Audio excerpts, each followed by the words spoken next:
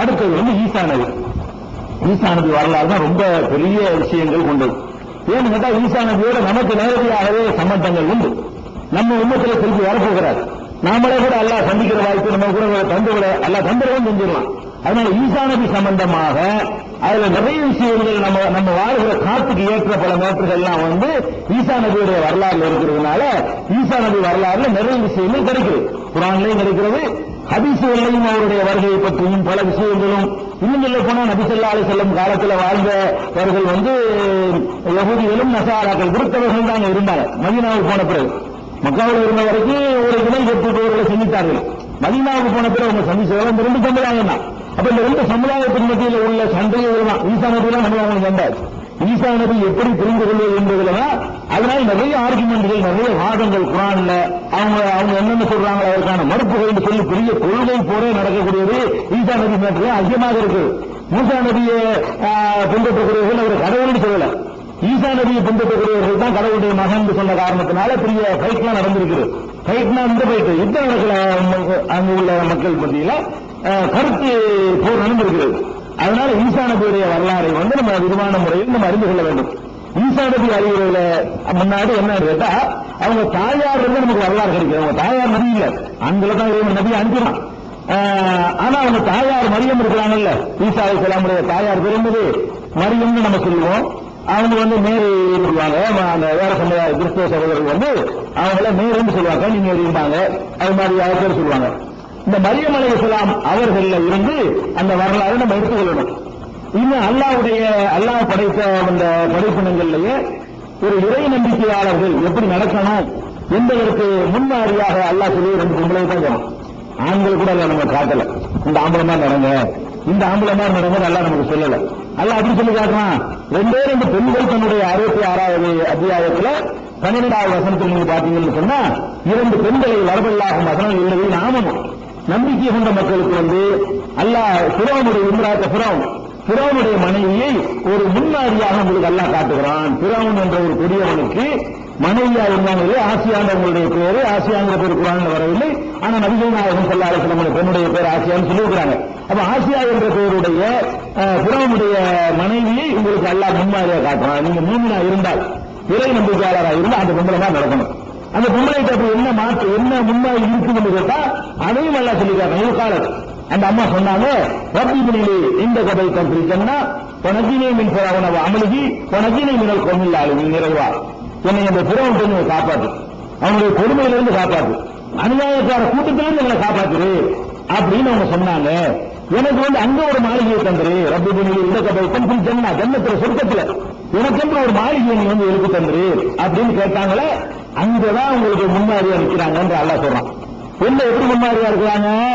அவர்கள் அரண்மனையில் இருக்கிறாங்க, சுகமான வாழ்க்கை வாழ்றாங்க, என்னெல்லாம் கேட்கறாங்க அதெல்லாம் கிடைக்கும். வேலை செய்யறதுக்கு ஏவலாளிகள் இருப்பாங்க, பல்லக்கு தூக்கிட்டு இருப்பாங்க, தண்ணீர்ல குடிச்சிருப்பாங்க, வகையா நகைகளும் ஆடைகளும் என்னென்ன அணிந்திருப்பாங்க.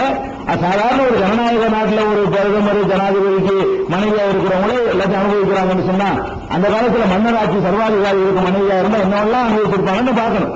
அவ்வளவு சொகுசான ஒரு இன்பங்கள்லாம் இருந்து கூட அந்த அம்மா என்ன பண்ணாங்கன்னு கேட்டா கணவன் சொல்லுவது தப்புன்னு தெரிஞ்ச உடனே நம்ம கடவுள்னு சொல்றாங்க, கடவுள் இல்ல இல்லைட்டாங்க, நீ கடவுள் இல்ல, உன்னை கடவுளை கும்பிட முடியாது, உன்னை என்னையும் படைச்ச அல்லாஹ் ஒரு தருகிறான் அப்படின்னு சொல்லி மூசா நபியுடைய அந்த குழுவை ஏற்றுக்கொண்டதுனால எல்லாத்தையும் இழந்தாங்க.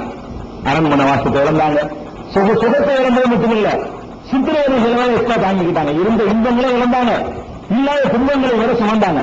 அப்ப அவங்க என்ன அடிப்படையை சுமந்தாங்க தெரியுமா? இங்க எனக்கு இந்த மாளிகை நான் தியாகம் பண்றேன், அங்க ஒரு மாளிகை இருக்கா, இதான் மாடல். மனிதர்களுக்கு என்ன அளவுகள் இருக்கணும்னு கேட்டா இந்த உலகமா மறு உலகமா என்ற கேள்வி வராத வரைக்கும் இந்த உலகத்தில் அனுபவிங்க. இந்த உலகமா மறு உலகமா அந்த கேள்வி முன்னாடி வந்து விட்ட அந்த உச்சத்தில் உங்களை எல்லாம் தள்ளிட்டான்னு சொன்னா நீங்க மறு உலகத்தை தேர்ந்தெடுத்து ஆகணும். அந்த அம்மா தேர்ந்தெடுத்தாங்க, அதுதான் ஒரு மாடலா இருக்கிறாங்க. இந்த உலகத்தில் எவ்வளவு சித்திரவதை அனுபவிச்சு கூட அவங்க தளர்ந்து போகல, அவ்வளவு கஷ்டப்பட்டு இருக்கிறாங்க. இது ஒரு மாடல். அது ஒன்னாச்சா. அடுத்த எல்லாம் சொல்றாங்க மரியம் இம்ரான், இம்ரானுடைய மகள் மரியமையும் அல்லாஹ் உங்களுக்கு மாடலா காட்டுகிறான். 2 பெண்கள் தான், இந்த பொம்பளை மாதிரி நட, இல்ல 2 பொம்பளை மாதிரி நட. ஆம்பளைக்கு அவங்கதான் மாடல், ஆம்பளைக்கு ஆம்பளை மாடல் இல்ல. நீங்க சரியான மூமினா இருந்தால் நீங்க அந்த ஃபிரௌனுடைய மனைவி தான் நடக்கிறீங்களா, நீங்க மூமின். ஃபிரௌனுடைய மனைவி மாதிரி நீங்க நடக்க மாட்டீங்களா, நீங்க இல்ல. மாடல் அவங்கதான். அதே மாதிரி மரியம் மனுக்கு இம்ரான், இம்ரானுடைய மகள், அவன் மரியமுடைய பாப்பா பேர் இம்ரான் விளங்கு. மரியம் முடக்க இம்ரான், இம்ரானுடைய மகள் மரியமையும் அல்லாஹ் உங்களுக்கு வந்து ஒரு மாடலாக காட்டுகிறான். அல்லத்தி அஹ்ஸனத் ஃபர்ஜஹா, அவர்கள் தன்னுடைய கற்பை காத்துக் கொண்டார்கள். அந்த அம்மா தன்னுடைய கற்பை கற்பொழுக்கத்தில் அப்படி ஒரு பரிசுத்தமான அந்த கலங்கத்தின் சாயல் கூட இல்லாம அவங்க வாழ்க்கை நடத்தினாங்க. அப்ப நபகனா பீகி ஊகினா, நம் தரப்பிலிருந்து நம்முடைய உயிரை அவருக்கு ஊகினோம். அதுல இருந்து பிறப்புல பின்னாடி வர சம்பவம். அப்ப காணத்தினால் காணிக்கு அதிகமாக இறைவனை வழிபடக்கூடிய ஒரு அம்மாவாக இருந்தாங்க. இறைவனை ரொம்ப அதிகமாக போவதால் வணக்கம் கற்பொழுக்கம், கற்ப ஒழுக்கமா இருப்பாங்க, இறைவனை வணங்கி கொண்டே இருப்பார்கள். இப்படியான ஒரு பெண்ணாக அவங்க அதிகமான வணக்கத்திலையும் கற்பை பேணுவதிலையும் மாடல் மரியம் அலைஹிஸ்ஸலாம். தியாகத்துல மாடல் பிறவுடைய மனைவி ஆசியா. அவங்க ரெண்டு பேரையும் அல்லாஹ் முன்மாதிரியா சொல்றான். இவங்களுக்கு அவ்வளவு பெரிய ஒரு சிறப்பு இருக்கிறது. இன்னொரு வசனத்தில் அல்லாஹ் என்ன சொல்லி காட்டுறான்னு கேட்டா, இஸ்தஃபாக்கா நிசாஇல் ஆலமீன், அகில உலகத்து பெண்களை எல்லாம் விட அல்லாஹ் உன்னை தேர்ந்தெடுத்துக் கொண்டான் என்று சொல்லி மரியம் அலைஹிஸ்ஸலாம் அவர்கள்ட்ட வானவர்கள் பேசியதாக எல்லாம் குர்ஆன்ல சொல்லப்படுது. அது உலகத்தில் படைக்கப்பட்ட பெண்களை எல்லாம் சிறந்த பெண்கள் என்ற பெருமை யாருக்கு உண்டு? மரியம் அலைஹிஸ்ஸலாத்துக்கு உண்டு. நம்ம சில தப்பா நமக்கு நபிகள் நாயகம் ஸல்லல்லாஹு மீது உள்ள அன்பின் காரணமாக நம்ம என்ன செய்வோம்? உலகத்து பெண்கள் எல்லாம் பாத்திமா நாயகி தான் சிறந்தவங்க எல்லாம் நம்ம சொல்லுவோம். அப்படியெல்லாம் கிடையாது. உலகத்துல எல்லாத்தையும் விட சிறப்பித்ததாக அல்லாஹ் சொல்வது இந்த அம்மாவை தான் தரும், மரியமை தான் தரும். முஸ்தபாக்கி அலாமா நிசாயில் ஆலமின் பின்னால் இந்த வரலாறு வரும். அகில உலகத்துடைய பெண்களை விட உன்னை அல்லாஹ் தேர்ந்தெடுத்துக் கொண்டான் அப்படின்னு சொல்லி காட்டுறாங்க. அவ்வளவு பெரிய ஒரு சிறப்புக்குரிய அம்மா இவங்க மரியம்ங்கிறவங்க. இவங்க ஜக்கரியா நபியுடைய காலத்துல பிறக்கிறாங்க. ஜக்கரியா அலைஹிஸ்ஸலாம் ஒரு நபி இருந்தாங்க இல்லையா, அவங்க காலத்தில் பிறக்கிறாங்க. இந்த ஜக்கரியா நபிக்கும் இவங்களுக்கும் ஒரு ரிலேஷன்ஷிப் இருக்குது. ஜக்கரியா நபிக்கும் மரியம் அலைஹிஸ்ஸலாம், மரியம் அலைஹிஸ்ஸலாத்தை எடுத்து வளர்த்தது யாரு? ஜக்கரியா நபி தான். அந்த சம்பவம் சொல்லிட்டு கூட இதை சொல்லலாம். மரியம் அலைஹிஸ்ஸலாம் எப்படி பிறக்கிறாங்க என்று கேட்டா, அவங்களுடைய பிறப்பு ஒரு வித்தியாசமான ஒரு பிறப்பு தான். அந்த காலத்தில் ஒரு பழக்கம் இருந்தது. என்ன பழக்கம் என்று கேட்டா, தங்களுடைய பிள்ளைகளை, ஆண் குழந்தைகளை அல்லாஹ்வுடைய ஆலயத்தில் பணி செய்வதற்காக நேர்ச்சி பண்ணிக்குவாங்க. குழந்தை இல்லைன்னு வைங்களேன், அல்லது அதிகமான குழந்தை இருக்குன்னு வைங்களேன், அல்லது குழந்தைகளுக்கு நோய் இருக்குன்னு வைங்களேன், அல்லாஹ் எனக்கு ஒரு ஆரோக்கியமான குழந்தையை தந்தா இந்த குழந்தைய உன்னுடைய ஆலயத்தில் பள்ளியாசல் நான் விட்டுறேன். அவங்க பள்ளியாசல என்ன செய்வாங்க? இறை பணி செஞ்சுட்டு இருப்பாங்க. எந்த ஒரு கருவிகளும் எதிர்பாராம அதை கூட்டுவது, பெருக்குவது, அதுக்கு அதில் உள்ள பணிவிடைகள் செய்வது, இந்த மாதிரியான ஒரு இறை வழிபாட்டுக்காக வேண்டி பிள்ளைகளை நேர்ச்சி செய்கிற ஒரு வழக்கம் அந்த உண்மத்தில் நமக்கு அப்படி கிடையாது. நபிகள் நாயகம் ஸல்லல்லாஹு அலைஹி வஸல்லம் அந்த மாதிரி நமக்கு ஒரு வழிமுறையை நம்ம ஏற்படுத்தல. உங்களுக்கு பிள்ளை பிறந்தா ஒரு பிள்ளைகளை பல்லாக்களை விட்டுருங்கன்னு நமக்கு சொல்லுங்க. ஆனா அந்த உண்மத்தில் இருந்துச்சு. அப்ப அப்படி இருக்கிற நேரத்தில் என்ன செய்யறாங்க என்று கேட்டா, இம்ரானுடைய மனைவின்னா மரியம் அலைஹிஸ்ஸலாமுடைய அம்மா. இம்ரான் தானே பாப்பா மரியம் அலைஹிஸ்ஸலாத்துக்கு. இம்ரானுடைய மனைவி என்று சொன்னா அவங்களுடைய தாயார். அவங்க அல்லாஹ்ட்ட துஆ செய்றாங்க. என்ன துஆ செய்றாங்க என்று கேட்டா, இறைவா எனக்கு ஒரு ஆம்பளை பிள்ளைங்க கொடு. அந்த ஆம்பளை பிள்ளைய பைத்துல் முகத்தஸ் இந்த ஆலயத்துல உன்னுடைய ஆலயத்துல பணி செய்யறதுக்காக நான் அர்ப்பணிச்சிடுறேன். அதுக்கு முழுக்க அர்ப்பணிச்சிடுறேன். பள்ளியாசல பெரிய அவர் இருக்காரு, அதுக்காக எனக்கு ஒரு ஆம்பளை பிள்ளை கொடு அப்படின்னு சொல்லி அவங்க கேட்கிறாங்க. அப்ப இதெல்லாம் ஏத்துக்க, நீங்க பிரார்த்தனை ஏத்துக்கிறவன்னு சொன்ன உடனே அதை நினைச்சு கேட்கிறாங்க. கருவாயிருச்சு, கரு உண்டானவன ஒரு சந்தோஷம், அல்ல பிரார்த்தனை ஏத்துக்கிட்டாங்கன்னு சொல்லிட்டு இருக்கிறாங்க. அதனால அந்த விலங்கு கொத்தா பொம்பளை பிள்ளை, ஆம்பளை பிள்ளை நினைச்சு அல்லாஹ் ஆலயத்திற்கு அர்ப்பணிக்கிறேன்னு சொன்னாங்க. பொம்பளை பிள்ளையா போச்சு.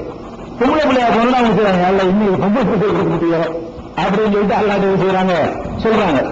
அப்ப அல்லாஹ் என்ன சொல்றான்னு கேட்டா, அந்த பொம்பளை என்ன பத்தா எனக்கு தெரியும், நம்ம கிட்ட பொம்பளை சொல்லுது, நான் பொம்பளை பிள்ளை கொடுத்துட்டேன் அப்படின்லாம் எல்லாம் கேட்கறான். அதுக்கப்புறம் என்ன செய்யறாங்க கேட்டா, அவங்க நேர்ச்சி செஞ்சபடியே அந்த பொம்பளை பிள்ளையா இருந்தாலும் பரவாயில்லைன்னு சொல்லி ஆலயத்தில் விட்டுறாங்க. ஆலய பணிக்காக இந்த செய்யறாங்க, விட்டுறாங்க. அதான் அந்த விஷயம் 3வது அத்தியாயத்துல. அதனால சூறாவுக்கு பேர் ஆலய இம்ரான் பேர். 3வது அத்தியாயத்துக்கு பேர் என்னது? ஆலய இம்ரான். இம்ரானுடைய குடும்பத்தினர் அப்படின்னு பேர். இம்ரான் தான் மரியமுடைய தகப்பனார். அந்த குடும்பத்தார் சம்பந்தப்பட்ட ஆலய இம்ரான் தான் மரியமும் இம்ரானுடைய குடும்பம் தான். மரியமுடைய அம்மா இருக்காங்களே அவங்களும் இம்ரானுடைய குடும்பம் தான். ஈசா நபி கூட இம்ரானுடைய குடும்பம் தானே. அந்த வழித்தோன்றலுடைய வரலாறு சொல்லப்படுறதுனாலதான் அந்த அத்தியாயத்துக்கு பேரு என்ன, ஆல் இம்ரான். 3வது அத்தியாயத்துக்கு பேரு ஆல் இம்ரான் அத்தியாயம். இம்ரானுடைய குடும்பம் இருக்கும். அதுல அல்லாஹ் என்ன சொல்றான்னு கேட்டா, இது கால இம்ராத்து இம்ரான், இம்ரானுடைய மனைவி சொன்னார்கள், ரப்பி இன்னி நகர்த்திருக்க மாதீபத்தனி முஹர்ரரா, என்னுடைய வயிற்றில் உள்ள அந்த சிசுவை இறைப்பணிக்கு அர்ப்பணிப்பதற்காக நான் நேர்ச்சி செய்துவிட்டேன். இறைப்பணிக்காக அர்ப்பணிப்பது என்று நேர்ச்சி செய்துவிட்டேன். கப்பல் மின்னி, என்னிடமிருந்து இதை ஏற்றுக்கொள். ஏனென்றால் இன்னும் அந்த சமூல் அழியேன், நீ சரியேற்பவன் யாவற்றையும் அறிந்தவன் அப்படின்னு அவர் பிரார்த்தனை பண்றார். பிரார்த்தனை பண்ணு பலம்மா வலாத்தகா, அந்த மரியமை அவர் அந்த குழந்தையை பெற்றெடுத்த உடனே கால பிறப்பி இன்னி வலாத்தகா உண்டார். தெரியவா, நான் பொம்பளை பிள்ளையை பெற்றுட்டேனே, நான் ஆம்பளை பிள்ளை தான் இந்த மாதிரி நேர்ச்சி பண்ணுனேன், நீ பொம்பளை பிள்ளையை கொண்டு கொடுத்துட்டேன்னு சொல்லி அவங்க சொல்றாங்க. எல்லாரும் ஆழம் பண்ணுவோம். அல்லாஹ் அந்த பொம்பளை என்ன குழந்தையை பெற்றார் என்று அல்லாவுக்கும் தெரியும். இருந்தாலும் அந்த அம்மா சொல்லி நான் பொம்பளை பெற்றெடுத்து விட்டேன் என்று சொன்னார்கள். கல்வம் சார், ஆண் பெண்ணை போன்றவர்கள் இல்லை, ஆண் வேற பெண் வேறதான் அப்படின்னு அந்த அம்மா சொல்றாங்க. சொல்லிவிட்டு இன்னி சம்மைத்துகா மரியம், என்னுடைய மகளுக்கு நான் மரியம் என்று பெயரிட்டு விட்டேன். உங்களை கொடுத்திருக்கிற மரியம் என்று நான் பெயரிட்டு விட்டேன். இன்னி ஒரே சைத்தான் ரஜீம், இந்த மரியமையும் இவருக்கு பிறக்கக்கூடிய பிள்ளைகளையும் சைத்தானை விட்டும் பிள்ளைகளையும் சைத்தான் தீண்டாமல் உன்னிடத்தில் நான் பாதுகாப்பு தருகிறேன் அப்படின்னு குழந்தை பிறந்த உனக்கு வச்சுக்கிட்டு பேரையும் வச்சுக்கிட்டு அல்லாஹ்விடத்திலும் பாதுகாப்பு தேடினார்கள் என்று 3வது அத்தியாயத்தில் 35-36 வசனங்கள்ல இதை நீங்கள் பார்க்கலாம். அப்ப மரியம் அலைஹிஸ்ஸலாம் பிறந்தது அவங்க ஆம்பளை பிள்ளை எதிர்பார்த்து பொம்பளை பிள்ளையை பிறந்துட்டாங்க. பொம்பளை பிள்ளையை பிறந்த இதுல தெரிஞ்சுக்கிற ஒரு செய்தி இருக்கு, அது தெரிஞ்சு எடுத்து போகலாம். இதுல என்ன தெரிஞ்சுக்கிற வேண்டிய செய்தின்னு கேட்டா, மரியம் அலைஹிஸ்ஸலாம் மரியம் பேர் வச்சாங்கல்ல, பேர் வைக்கிற காலத்துல ஜக்கரியா நபி ஊர்ல இருக்கிறாங்க. அந்த ஊர்ல ஒரு பெரிய நபியாக ஜக்கரியா நபி இருக்கிறாங்க. மரியம் இருக்கிறவங்க வளர்க்கப்படுறாங்க. பேர் வைக்கிறதுக்கு அஜர்குமார்கள் மௌலானாக்கள் அல்லது பெரியாருக்கு தான் வைக்கணும் இருந்தா இந்த அம்மா இவங்களா பேர் வச்சிருக்க மாட்டாங்க. என்ன பண்ணிருப்பாங்க, ஜக்கரியா நபி ஊருக்கு வாங்க, நீங்க பெரிய அஜர்க்கிறீங்க, நீங்க தான் அந்த பிள்ளைக்கு பேர் வைக்கணும் அப்படின்னு கூட்டிட்டு வந்திருப்பாங்க. நபிக்கு பக்கத்தில் இருந்து அந்த நபிய கண்ணால பார்த்துக்கிட்டு இருந்து நபிக்கு சொந்தக்காரங்களா, ஜக்கரியா நபிக்கு சொந்தக்காரங்க வரையுங்க. அப்படி சொந்தக்காரங்களா இருந்து கூட என்ன செய்யல, நான் பேர் வைக்கிறேன் பிள்ளைக்கு, நாங்க ஒரு பொம்பளை நம்முடைய பிள்ளைக்கு பேர் வச்சிருக்கிறாங்க, ஆம்பளை வைக்கணும் கூட இல்லை. அப்ப அவங்களால கலந்து பேசிட்டு பேரை வைக்கணும், வெளிநாட்டில் இருக்காரா கணவர் இருக்காரா இந்த மாதிரி பேர் வைக்கலாம் இருக்காங்க, பேர் வைக்கிறதுக்கு சடங்கா இருக்குது. அப்ப ஒவ்வொருவரும் தன்னுடைய உள்ளத்திலிருந்து கேட்கும் பொழுது அந்த பிரார்த்தனைக்கு வெயிட்டு கூட இறைவன் முழுக்கான பார்க்கிறான், வெளித்தோட்டத்தை பார்க்க மாட்டான்ல. அந்த அடிப்படையில பெயர் வைத்தல் என்பது அவங்களே வைக்கிறதா கூப்பிடுறதும் இல்லை, இப்படி சொல்லிவிட்டு கூப்பிடுறேன், எனக்கு இப்ராஹிம் கூப்பிடுவேன், அவ்வளவு இப்ராஹிம் பேர் வச்சேன், அல்லா இப்ராஹிமா ஆக்கி வச்சிரு, சைத்தான் திங்கிறது உன்னை பாதுகாப்பு தேடுறேன் சொன்னோட பேராய் வச்சேன் சொல்லணும். அதுக்கப்புறம் கூப்பிட வேண்டிய வேலை பாக்கி இப்ராஹிம் கூப்பிட்டு வேண்டியதான். அதுக்கு ஒரு அரபில் என்னமோ சொல்லணும் என்பதோ, அதுக்கு ஒரு காலையில பாங்கு ஒரு காலையில் இஸ்லாமத்து வேணுங்கிறதோ, அதுக்கப்புறம் அதுக்கு அரபில் அதற்கு அரபிலும் பேர் வைப்பாரு. அந்த குழந்தைக்கு என்ன தெரியுங்க, தானல்லாக இஸ்மக்கு தாரையினி பாத்திமா பாரு, பொது உலகத்திலையும் உன் பேரை பாத்திமா என்று அல்ல ஆக்குவான அந்த குழந்தைட்டு போயிடுது. இருக்கிற பெரியாவது அரபி வழங்க மாட்டேங்குது, இவர் குழந்தைட்டு அரபியில் பேசுறாரு. தானில் உன் பெயரை அல்ல, உன் பெயரை ஆக்க சொல்றாரு குழந்தைகிட்ட, உன் பெயரை ஆயிஷா என்ற இறைவன் 2 உலகத்திலே ஆக்குவானாக இப்படின்னு சொன்னோட அரபில சொல்லுவார். அவங்க வேற இல்லை நினைச்சு பையன் விளங்குமா அந்த குழந்தைக்கு ஏதாவது பேர் நமக்காக வச்சுக்கிறோம், அவங்க அல்லாவை கூட்டு பேர் வைக்கிறாங்க, இந்த பிள்ளைய கூட்டு பேர் வைக்கிறாங்க.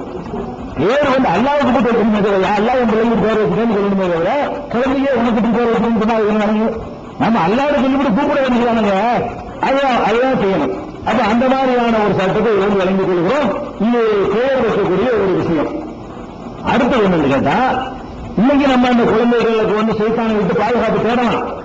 ஆனால் நபிகள் நாயகம் ஸல்லல்லாஹு அலைஹி வஸல்லம் சொல்றாங்க, உலகத்தில் உள்ள எந்த குழந்தை பிறந்தாலும் அந்த குழந்தையை சைத்தான் தீண்டாமல் இருக்கவில்லை. கிறிஸ்தவம் பிறந்தோன்னு கத்துவ குழந்தை, அதுக்கே நபிகள் என்ன காரணம் சொல்றாங்கன்னா, சைத்தான் விட்டு சுத்துறாங்க, அதான் கத்துவீங்கிறாங்க.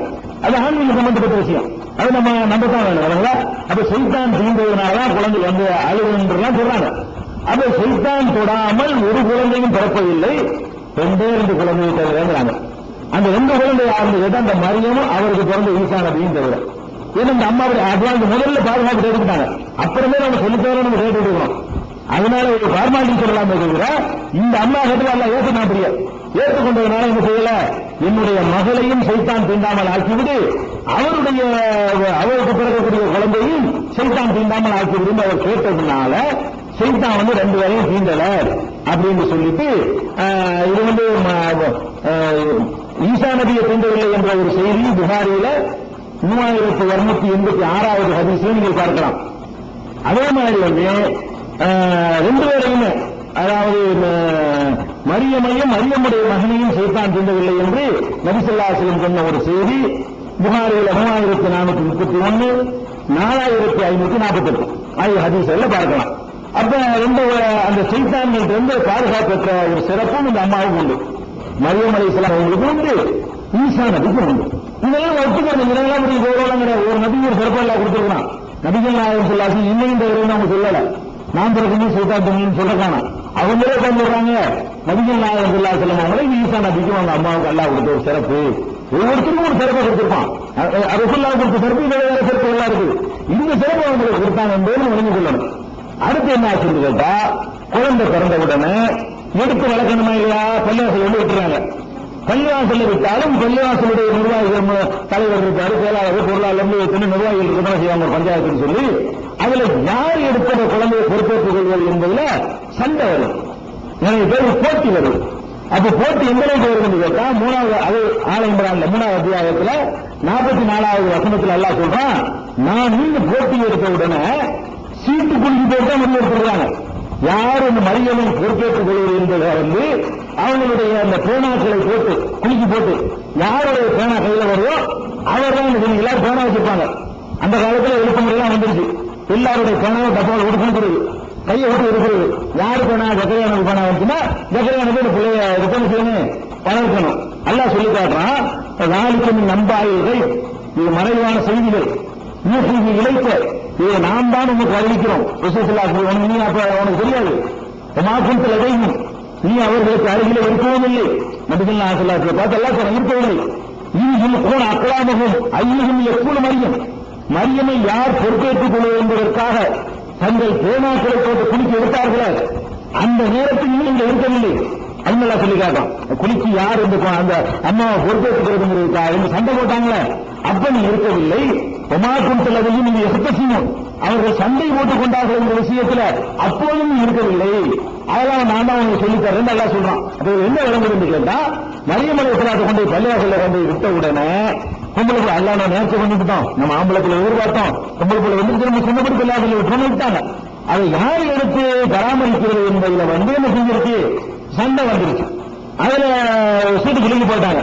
சீட்டு குலுக்கி போட்டு யார் எடுத்தா அப்படின்னு கேட்டீங்கன்னா, 3வது அத்தியாயத்துல வந்து 38வது வசனத்தில் அல்லாஹ் சொல்லி காட்டுறார், கம்பளஹா ரப்புஹா பி கபூலின் ஹஸனி, இந்த மரியமை அல்லாஹ் அழகிய முறையில் ஏற்றுக்கொண்டு விட்டான். பள்ளிவாசலுக்கு நேற்று செஞ்சு விட்டாங்க இல்லையா, அதை அல்லாஹ் ஒப்புக்கொண்டு விட்டான். பின்னா இருந்தால் பரவாயில்லைன்னு அல்லாஹ் ஏற்றுக்கொண்டு விட்டான். அம்பதஹான் அபாக்கன் ஹசனா, அழகிய முறையில் அவரை அல்லாஹ் வந்து வளர்த்தான். கப்பலஹா ஜக்கரியா அவருக்கு பொறுப்பை எடுத்துக்கொண்டார். வளர்ப்பு பொறுப்பை யார் ஏற்றுக்கொண்டார், ஜக்கரியா எடுத்துக்கொண்டார் என்று சொல்லி 3வது அத்தியாயத்தில் 37வது வசனத்தில் எல்லாம் சொல்லி காட்டுறான். அப்ப ஜக்கரியா நபி தான் அந்த மரியம் அலைஹிஸ்ஸலாத்தை எடுக்க முடியறாங்க, வளர்க்கிறாங்க. அப்ப வளர்க்கிறாங்கன்னு என்னதான் ஜக்கரியா நபி ஒரு ஆணு, மரியம் அலைஹிஸ்ஸலாம் ஒரு பெண். விளந்து ஆளாகும் போது அது எப்படி அது என்ன பிரச்சனை எல்லாம் வந்துடக்கூடாது இல்லையா. அதனால வந்து அவங்க 2 பேருக்கு என்ன ரிலேஷன்ஸ் என்பதை நம்ம தேடி பார்த்தோம்னு சொன்னா, புகாரியில 3430வது ஹதீஸ்ல நபி ஸல்லல்லாஹு அலைஹி வஸல்லம் சொல்றாங்க, மேராஜுக்கு போயிருக்கும் பொழுது நான் யஹ்யாவையும் பார்த்தேன், ஈசாவையும் பார்த்தேன்.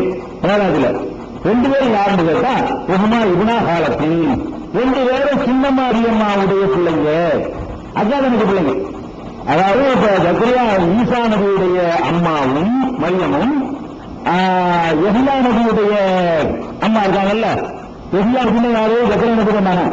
யஹ்யா ஜக்கரியா நபியுடைய மனைவி யஹ்யாவுடைய அம்மாங்கிறவங்க. 2 பேரும் யாருன்னு கேட்டா சகோதரி, 2 பேருமே சகோதரி வர்றாங்க. அதனால ஈசா அலைஹிஸ்ஸலாம் அவர்களும் யஹ்யா அலைஹிஸ்ஸலாம் அவர்களும் சகோதரர் ஆயிடுவாங்க. சின்னமா மக்கள் பெரியவங்க மக்கள் 2 பேரும் யாருன்னு கேட்டா சின்னமா மக்கள் பெரியவங்க மக்கள் வைங்களேன். அப்படி 2 பேருக்கு மத்திய உறவு இருக்குங்கிறாங்க ரசூலுல்லாஹி ஸல்லல்லாஹு அலைஹி வஸல்லம். அப்ப ஈசா நபிக்கும் யஹ்யா நபிக்கும் அந்த சகோதர உறவு இருந்தால் மரியம் அலைஹிஸ்ஸலாம் யாரு? இப்ப மரியம் அலைஹிஸ்ஸலாம் இவருக்கு யாரு? யாருன்னு மரியம் அலைஹிஸ்ஸலாம் உறவு சொல்லுங்க. மனைவிடைய தங்கச்சி. மரியம் அலைஹிஸ்ஸலாம் அவர்கள் எடுத்து இழக்கிறார்னு கேட்டா அவருடைய மரியம் அலைஹிஸ்ஸலாமுடைய அக்காவை தான் அவர் கட்டிக்கிறார். மரியம் அலைஹிஸ்ஸலாமுடைய அக்காவை தான் இருக்கிறாரு கட்டிக்கிறார்னு அர்த்தம். அப்ப அந்த சகோதரத்துவம் இருக்குல்ல, மனைவியுடைய சகோதரி இங்கே எடுத்து இழக்கலாம்ல, அந்த மாதிரியான ஒரு உறவும் அவர்களுக்கு மத்தியில் இருந்தது என்பதை புகாரியில 3430வது ஹதீஸ்ல 2 பேரும் அந்த சினிமா பெரியமா மக்கள் சொல்லி ரசூலுல்லாஹி சொன்னதில் இருந்து நம்ம அதையும் வழங்கிக் கொள்கிறோம். இப்படி எடுத்து வளர்க்கிறாங்க. வளர்த்த உடனே அவர்கள் இதான் மரியம் அலைஹிஸ்ஸலாம் சம்பவம் கிடையாது, பள்ளிவாசல்ல கொண்டு விடுறாங்க. அதை ஜக்கரியா நபி பொறுப்பேற்று வளர்க்கிறாங்க. வளர்த்திக்கிட்டு இருக்கையில அந்த ஜக்கரியா நபியுடைய மரியம் அலைஹிஸ்ஸலாமுடைய அந்த பருவ வயசு வந்த உடனே அவர்கள் தந்தை இல்லாமல் ஒரு குழந்தையை ஜனிக்கிறார்கள், அந்த கருவுல சுமக்கிறார்கள். அதுதான் ஈசா நபியுடைய வரலாறு நமக்கு தேவைப்படுது. அந்த விஷயத்தை அல்லாஹ் அடுத்து சொல்லி காட்டுகிறார். ஒரு குருசலுக்கு தாய் மரியம், இந்த வேதத்தில் மரியமை பற்றியும் நினைவு கூறுகிறாக அப்படின்னு அல்லாஹ் சொல்லி காட்டுறான். எப்படி சொல்லி காட்டுறான்னு கேட்டா, இதில் தபகத்தின் நகல்வா மக்கானம் சௌக்கியா, அது கீழ்த்தி செயல உள்ள ஒரு இடத்துல ஒரு ஒழுங்கி கொண்டு வந்தார்கள். பள்ளிவாசலுக்கு அர்ப்பணிக்கப்பட்டிருந்தாங்க இல்லையா, பள்ளிவாசலுக்கு அர்ப்பணித்ததுனால பள்ளிவாசலை கொண்டு போய்கிட்டு போய் முறையில் எழுந்துருவாங்க. அதுல ஒரு கீழ் பகுதியில் உள்ள ஒரு ஏரியாவில் அவர்கள் ஒதுங்கி இருந்தார்கள். அவர்களுக்கு மத்தியில் ஒரு திரையில் ஒரு ரூம் மாதிரி போட்டிருந்தாங்க. ஒத்தகத்துக்கு முந்தூனின் ஹிஜாபன், மற்றவர்கள் பார்க்காமல் ஒரு திரையும் போட்டுக்கொண்டு அவங்களுக்கு அந்த பள்ளிவாசல்ல ஒரு இடத்தை ஒதுக்கி கொடுத்திருந்தாங்க. அந்த சமுதாயத்தில் அனுமதி இருக்கு. பெண்கள் பள்ளிவாசலுக்கு உள்ளே தங்கிக் கொள்வது, அது மாதிரியான பணிவிடை செய்வது. அப்ப அந்த நேரத்தில் தான் அரசல்னா இலைஹா ரூஹனா, நம்முடைய ரூஹ் ஜிப்ரீலுக்கு இன்னொரு பேர். ஜிப்ரீல் அவர்களை அவரிடத்தில் நாம் அனுப்பினோம். ஜிப்ரீல் என்ற வானவரை அந்த மரியமிடத்திலே அனுப்பினோம். எப்படி அனுப்பினோம் கேட்டா, வானவராக அனுப்பலாம். மக்களஹா பசரன் சையா, ஒரு நேர்த்தியான ஒரு மனிதனாகத்தான் அந்த அம்மாவுக்கு அவர் காட்சி வந்தார். ஜிப்ரீல் அலைஹிஸ்ஸலாத்தை அல்லாஹ் அனுப்புனா மாணவர் மாதிரியா ஒரு பீஜறிகிற மாதிரிலாம் இல்ல, ஒரு நல்ல ஒரு மனிதர், ஒரு தோற்றமான ஒரு பர்சனாலிட்டியான சவியான ஒரு பர்சனாலிட்டி உள்ள ஒரு மனிதராக அந்த மரியமுக்கு அவர் காட்சி தந்தார். திடீர்னு வந்தவங்க அவங்க தனியா இருக்கிறாங்க, திரையை போட்டுக்கிட்டு இருக்கும் பொழுது பக்கத்தில் ஆண்களை நிற்கும். எப்படி இருக்கு, அவங்க ஒரு கற்புல ரொம்ப கூடுவாங்க. இந்த மாதிரியான அந்த அந்த எண்ணங்களுக்கு இடம் பெறாம ரொம்ப பரிசுத்தமா இருக்கக்கூடியவங்க. அப்ப பார்த்தோன்னு சொல்றாங்க, கால இன்னி அவுது ரஹ்மான் இன்குண்ட தகையா, இன்னை விட்டு நான் ரஹ்மான் வீட்டுல பாதுகாப்பு தரேன். எப்படி என்னுடைய ரூம் கொண்டு நிற்கிறார்? மனுஷன் நிற்கிறது. மாணவர்னு கிட்டத்தட்ட வந்த பிறகு கூட மாணவர்கள் வேலை இன்குண்ட தகையா, நீ இறையற்றமுடைய ஆளா இருந்தால் நான் உன்னை விட்டு அல்லாட்ட பாதுகாப்பு தரேன், நீ போயிரு, இதே வந்திருக்கிற. அப்ப கால அவர் சொல்கிறார், இன்னமான ரசூல் ரப்பி, நான் உன்னுடைய இறைவனுடைய தூதன், இறைவனுடைய தூதன் நான் வந்திருக்கிறேன்.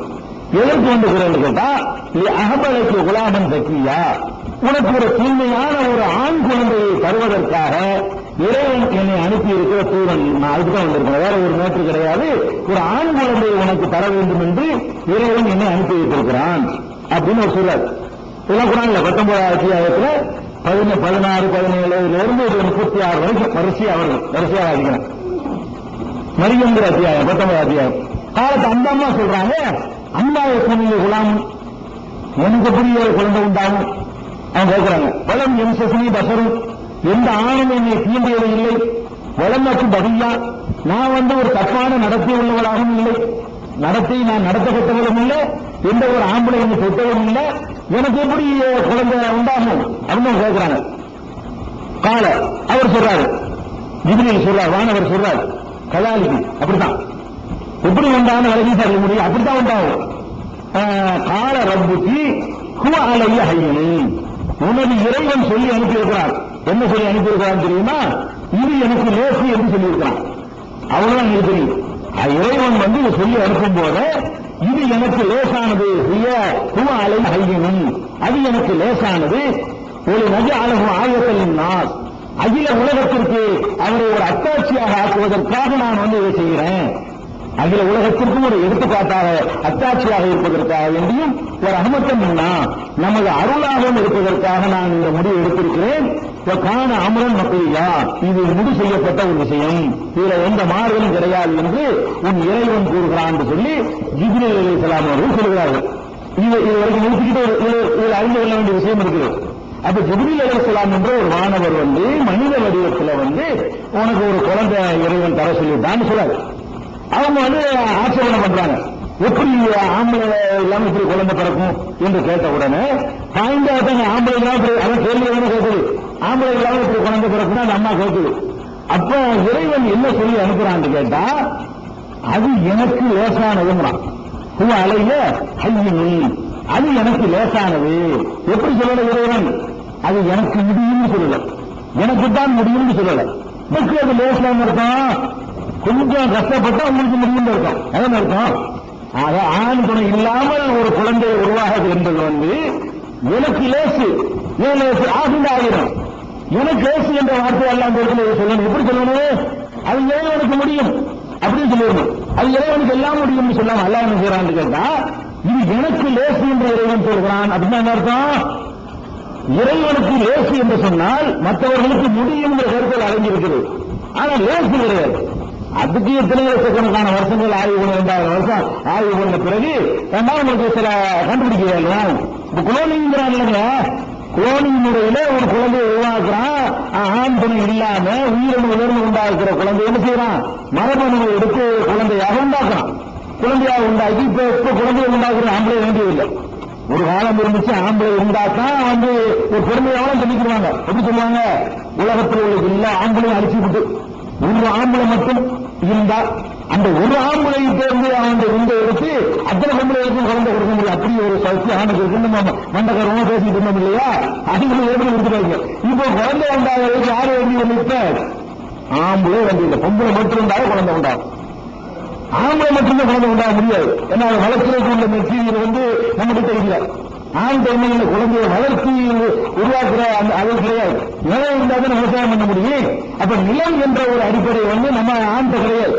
அப்ப ஒரு பெண்ணு மட்டும் இருந்தாங்க என்று சொன்னா, பெண்ணிடம் இருந்து மரபணுவை எடுத்து அவள் பெண்ணு மரபணு எடுத்து அவள் கருவறையில வைத்து குழந்தையாக உருவாக்க முடியுங்கிறதா இப்ப குழந்தைங்கிறான்.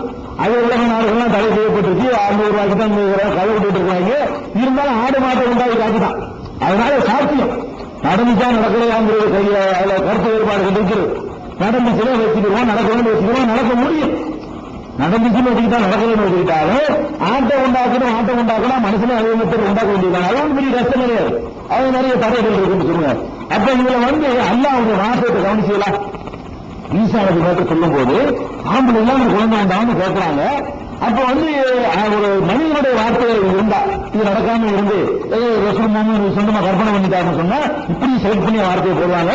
அவர் பரையம் கேட்டாரு, அப்படிதான் முடியும், முடியுமா அப்படின்னு சொல்லாம இது என்ன வார்த்தை எல்லாம் போடுறான்னு கேட்டா, அலைய ஹையமும் அது எனக்கு லேசு, உனக்குலாம் கொஞ்சம் கஷ்டம். அந்த கருத்துக்கள் அடங்கியிருக்கு. அதோடு நிறுத்திக்கல. ஒரு நெஜ ஆலகம் ஆயத்தன் நாஸ், அகில உலக மக்களுக்கு அவரோட அத்தாட்சி ஆக்கியிருக்கிறோம். அத்தாட்சியான நமக்கு குசி இருக்குன்னு இருக்கும். நம்ம கவனத்தில் கணிச்சு போயிட்டாங்க.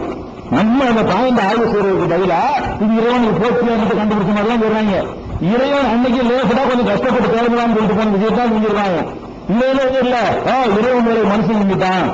இதே ஆல்ரெடி எல்லாம் சொல்லித்தான் வச்சிருக்காங்க. லேசி கொஞ்சம் கஷ்டப்பட்டு அது முடியும். இதுதான் இந்த ஒரு வழிதான் இருக்குன்னு எல்லாம் நமக்கு சொல்லல. இது எனக்கு லேசி மூலம் கொஞ்சம் கஷ்டம் அப்படிதான் சொல்றான். ஆணும் பொண்ணு ஒண்ணும் இல்லாம ஆய்வுகளை சொல்ல உண்டாக்கல. இது என்ன பெரிய மேட்ருங்க, இது என்ன பெரிய மேட்ரு? மரியம் உண்டாக்குற பெரிய மேட்ரா, ஈசானத்தில் உண்டாக்குற ஒரு பெரிய மேட்ராது, ஆளுநரை உண்டாக்குனா பெரிய மேட்ரு, ஆம்பளை சேர்ந்து ஒரு ஜோடியை உண்டாக்குனா அதோட பெரிய மேட்ரு. உங்களை சேர்ந்து உண்டாக்குறதை விட ஆம்பளை சேர்ந்து அவருக்கு ஜோடியை உண்டாக்குனா நல்லா அப்படியான ஒரு மேட்ரு. அதுல லேசுன்னு சொல்லல, உங்களுக்கு முடியும்னு சொல்ல வேணாம். அது எனக்கு தான் முடியும்னு சொல்லி முடிச்சுட்டாங்கல்ல. இதுல என்ன செய்யறான்னு கேட்டா, அது எனக்கு லேசுன்னு சொல்லிவிட்டு ஒரு நதி ஆலகம் ஆயத்தலின் நாஸ், உலக மக்களுக்கு ஒரு அத்தாட்சியான ஆக்கியிருக்கிறேன் அப்படின்னு சொல்லி காட்டுறான். சொன்ன உடனே அவங்க கருவை சுமந்து கொண்டார்கள் அப்படின்னு வருது. இந்த விஷயத்தை வெவ்வேறு இடங்கள்ல வேற வேற வார்த்தைகளை எல்லாம் எல்லாம் பயன்படுத்தி இதே மாதிரி எல்லாம் சொல்லி காட்டுறான். எப்படி சொல்றான்னு கேட்டா, அந்த வதுனஹா ஆயத்தில் இல்லாதமீன், மரியமையும் அவருடைய மகனையும் ஆயத்தில் உள்ள ஆலமீன்கிறான். ஆலமின் அகில கியாமநாள் வரைக்கும் உள்ள மக்கள் ரப்புல் ஆலமின்கிறீர்கள், ஆலமின்லாம் ரப்புங்கிறீங்க, அது ஆலமின். ஆயத்தில் உள்ள ஆலமின் அகில உலகத்திற்கும் ஒரு அத்தாட்சி ஆக்கி வச்சிருக்கிறவங்க. அவருக்கையும் ஒரு அத்தாட்சி, அந்த அம்மாட்டை அவரை மட்டும் இல்லாம சொல்லல, அந்த அம்மாவையும் அவரையும் நான் அகிலத்திற்கு அத்தாட்சி ஆக்கியிருக்கோம். என்ன அர்த்தம்? ரெண்டு பேர் சம்பந்தப்பட்ட நேரத்தை சிந்திச்சு தொடங்கிறான்னு நல்லா சொல்றான். நம்ம சிந்திக்கிறோம், எவனோ சிந்திக்க அவனோ முடிஞ்சு போயிட்டாங்க, அல்ல சிந்திக்க சொன்னா நம்ம என்ன செய்யல, ஆயத்தின் இல்லாத முன்பு ஆக்கிட்டு போயிட்டோம். அதை அல்ல அழகாக வார்த்தையை எடுத்து போட்டுக்கிறான். அது போட்டுக்கிறான், ரூஹினா, நம்முடைய உயிரை அவரிடத்திலே ஊழினோம், ஆயத்தில் இல்லாத அகிலத்தால் கூட அத்தாட்சியாக இருந்ததை ஆக்கினோம் சொல்லிவிட்டான். அது மட்டும் இல்ல, இந்த குரானியம் எல்லாம் அது முடிச்சு அடைஞ்சிருக்கும் போகலாம் குரான் இல்லையா, அதுக்கு ஏற்ற வார்த்தைகள் எல்லாம் கூட இருக்குது. தொடர்ச்சி அந்த விஷயங்களை இருந்தாலும் அடுத்த வாரம் பயன்படுத்த அடுத்த வாரம் பார்த்துக் கொள்வோம். அதுக்கிடையே ஒரு முக்கியமான அறிவிப்பு இருக்கிறது. என்ன அறிவிப்புன்னு சொன்னா, நம்ம ஒரு மாநாடு ஏற்பாடு பண்ணி